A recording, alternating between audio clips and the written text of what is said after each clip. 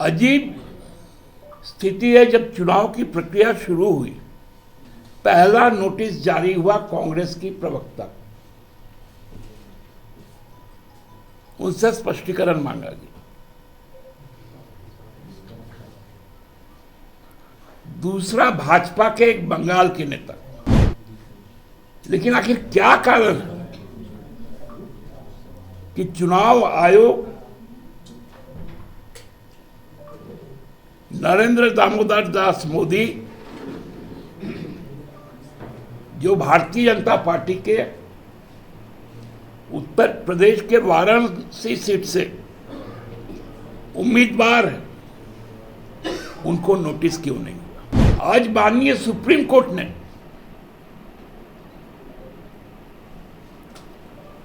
EVM के संबंधित एक सुनवाई पर अपना फैसला सुनाया। 2 जजों के बेंच का यह फैसला है। फैसला जो भी है मान्य है, लेकिन अब उसका भी इंटरप्रिटेशन प्रधानमंत्री जी के द्वारा बिहार के मुंगेर में किस रूप में किया जा रहा है। सुप्रीम कोर्ट के फैसले ने, एक तो यह अंतिम फैसला नहीं है,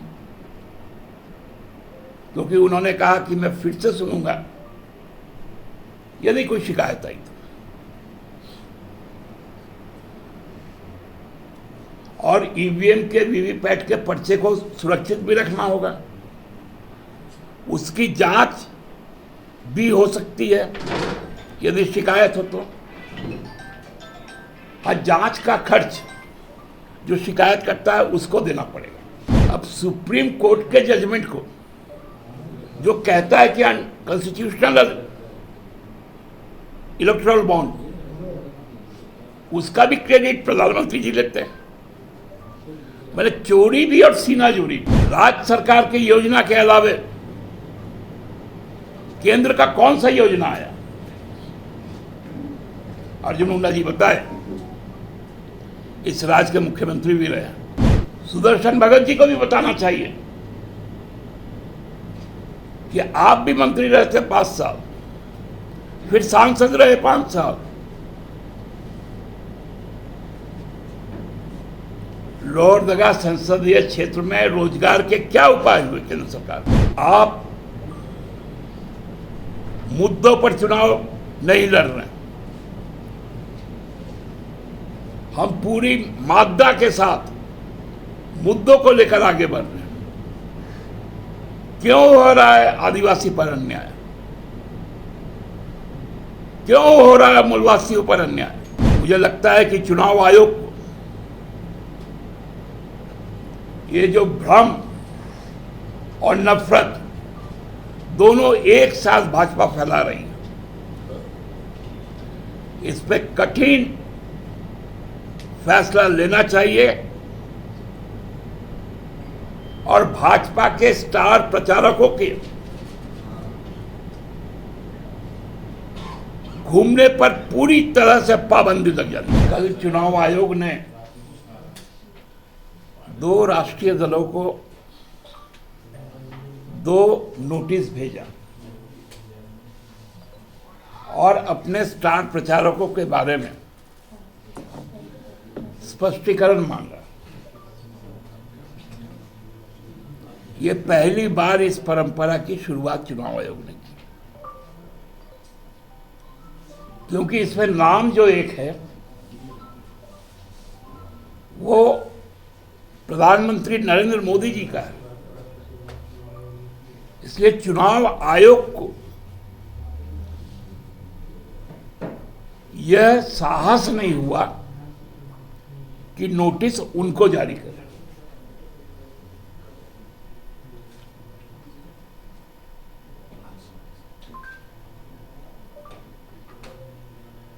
अजीब स्थिति है। जब चुनाव की प्रक्रिया शुरू हुई,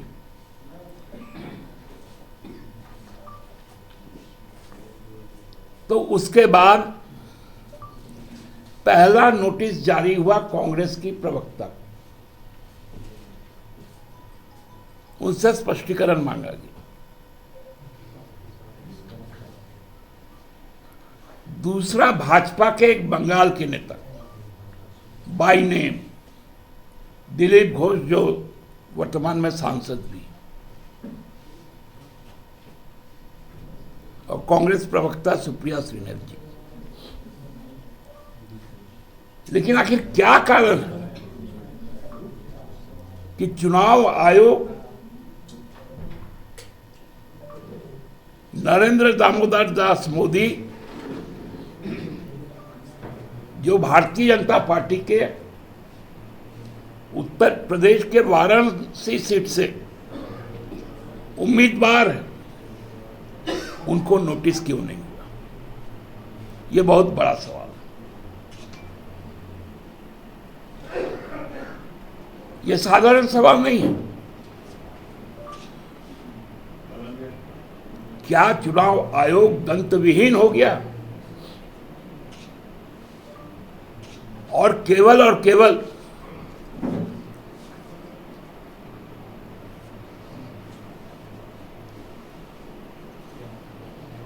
उनको दिख गया कि शिवसेना का जो एक उनका जो स्लोगन था,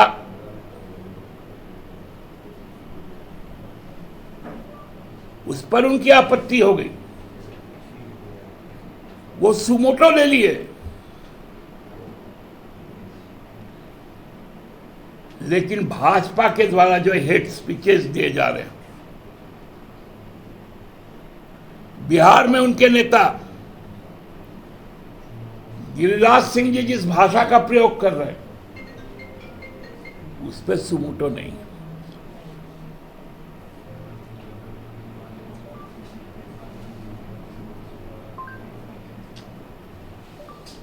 आज माननीय सुप्रीम कोर्ट ने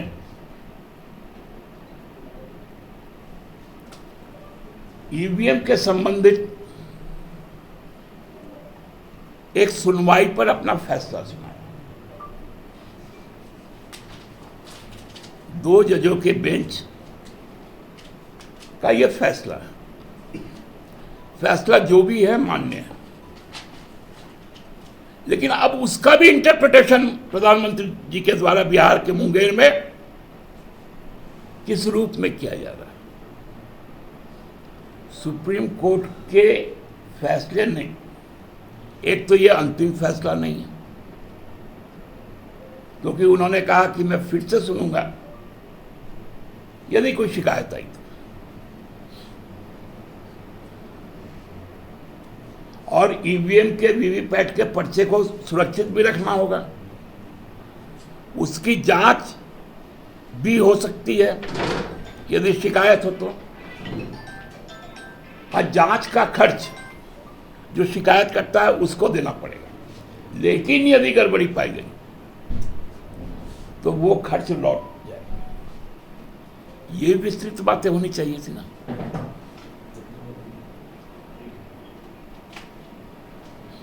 लेकिन उसका इंटरप्रिटेशन क्या हो रहा है?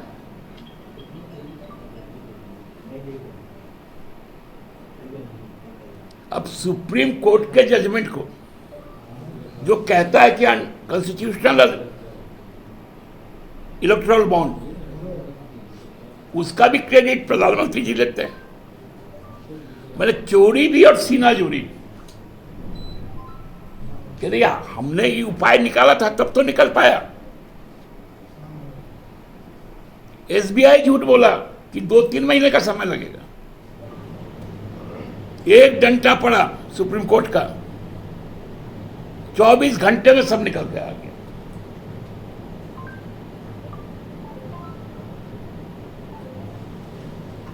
झारखंड के भी संदर्भ में कल आखिरी चुनाव था, नामांकन का दिन था, जिसमें वो 3 सीटों पर विजयी रहे थे। एक हमारे पास था जो फिर से हमारे पास आ जाएगा। ये 3 लोग में एक व्यक्ति जो 14 में मंत्री बने 19 में एक व्यक्ति मंत्री बना और पलामू से 2 बार के सांसद रहे, भाजपा के प्रत्याशी। ये 4 प्रत्याशी अपने 4 काम बताए या इकट्ठे 4 काम बताए। पलामू में 10 साल में कौन सा इंडस्ट्री आया,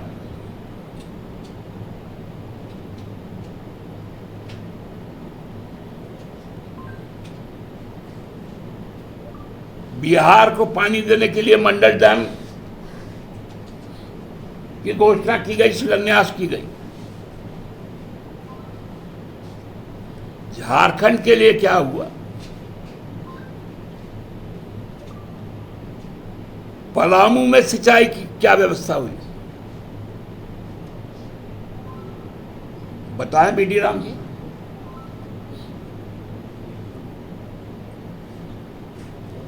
अर्जुन मुंडा जी बताएं खूंटी संसदीय क्षेत्र में उनके कौन से काम किए गए। उनके पास भारी भड़क्कम जनजातीय कल्याण विभाग और बाद में तो कृषि विभाग भी आया। कौन सा आदिवासियों का जीवन स्तर वहां बदला।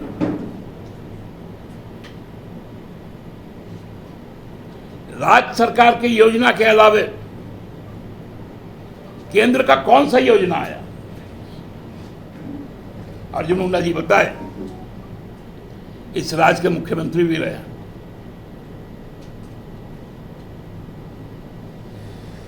सुदर्शन भगत जी को भी बताना चाहिए कि आप भी मंत्री रहे थे 5 साल, फिर सांसद रहे 5 साल। लोहरदगा संसदीय क्षेत्र में रोजगार के क्या उपाय हुए केंद्र सरकार का।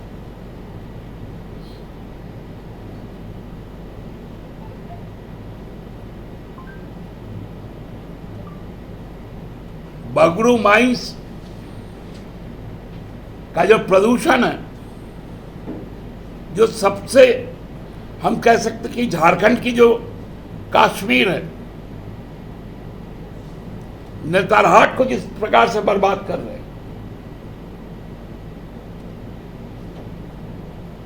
आप झारखंड का स्विट्जरलैंड भी कह सकते हैं। उस बर्बादी को रोकने के लिए उन्होंने क्या किया।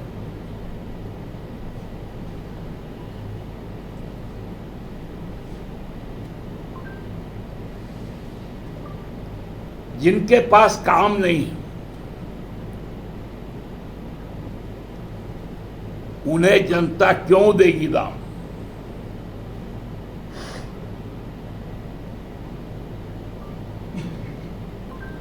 आप मुद्दों पर चुनाव नहीं लड़ रहे। हम पूरी मादा के साथ मुद्दों को लेकर आगे बढ़ रहे हैं। क्यों हो रहा है आदिवासी पर अन्याय, क्यों हो रहा है मूलवासियों पर अन्याय,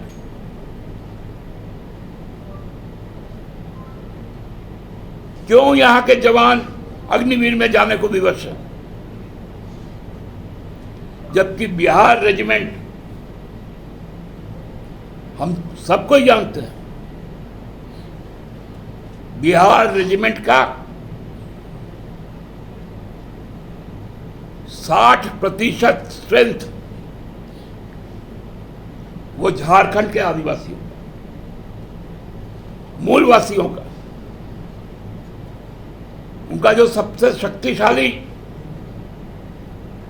विंग है माउंटेनियर का, जो नामकुम में है,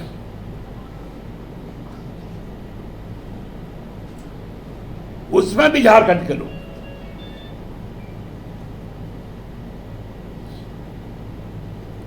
लेकिन उनको भी अब ठगा जा रहा है। मुझे लगता है कि चुनाव आयोग को ये जो भ्रम और नफरत दोनों एक साथ भाजपा फैला रही है, इस पे कठिन फैसला लेना चाहिए और भाजपा के स्टार प्रचारकों के घूमने पर पूरी तरह से पाबंदी लग जानी चाहिए, क्योंकि इनके मुंह से जब भी निकलता है तो ये उद्गार नहीं निकलता, यलगार निकलता है, आग निकलता है जो समाज को जलाने का काम करता है। धन्यवाद। बायोम मेडिकल प्रिपरेशन का एकमात्र संस्थान जहां है complete digital classrooms, individual doubt counters, video lectures, student tracking system, library facility, 100% result oriented rankers batch, study package and class notes in PDF। Jharkhand के इतिहास में पहली बार नीट UG में 700 मार्क्स पार। 10th पास स्टूडेंट्स के लिए फाउंडेशन कोर्स और 11th पास student के लिए फ्रेशर कोर्स। 12th पास स्टूडेंट्स के लिए टारगेट कोर्स 18 अप्रैल से शुरू हो रहे हैं। Contact biome.